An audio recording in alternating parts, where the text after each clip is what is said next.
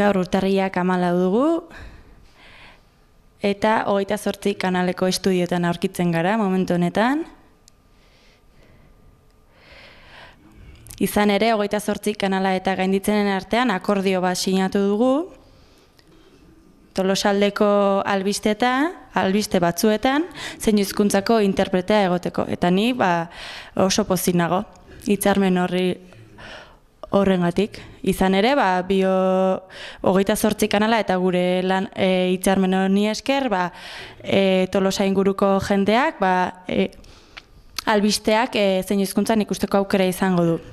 Guk, badira 13 urte elkartea sortu genuela, eta lanean dihardugu pertsona gorren komunikatzeko zailtasunak aldera batera utzi eta integratu gaitezen.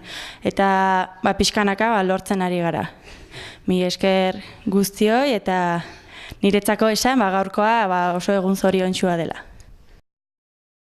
Gaur Ganditzen elkartearekin elkarlan hitzarmen bat sinatu dugu, eta gure informatiboko hainbat albiste zein hizkuntzan itzuliko dira. Ezinbesteko ikusten dugu Tolosaldeko gorren komunitatera ere gure informazioa zabaltzea, zerbitzu hori eskaintzea, eta horregatik hainbat alorreko albiste itzuliko ditugu zerbitzu hori ere eskaintzeko. Esan bezala proba moduan egingo dugu Aste Santu bitartean, eta zer nolako erantzuna edo balorazio egiten dugun ikusiko dugu Aste Santuan. Eta gure asmoa da zerbitzu hau eskaintzen jarraitzea baita Aste Santutik aurrera. Eskerrak eman dizkiogu Gainditzen elkarteari, ezinbestekoa dalako beraien parte hartzea eta beraien prestutasuna zerbitzu hau eskaini ahal izateko.